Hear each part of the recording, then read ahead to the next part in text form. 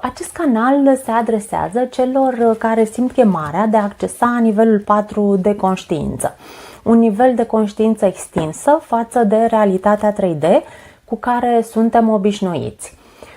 Voi oferi câteva repere despre diferențele dintre omul de 3D și omul de 4D, astfel încât fiecare să poată decide în cunoștință de cauză dacă acest canal este sau nu pentru el. În era peștilor, unde s-a dezvoltat omul de 3D, spiritualitatea era limitată la religii, dogme și doctrine. Omul era învățat că divinitatea este separată de el și că este pedepsit pentru greșeli prin conceptul de păcat. Era vărsătorului, în care am intrat deja, aduce o schimbare majoră de conștiință și un aer de libertate.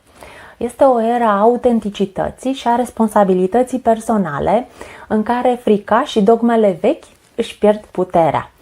Omul de conștiință 4D, caracteristic erei vărsătorului, înțelege că este o scânteie divină și că nu este separat de divinitate.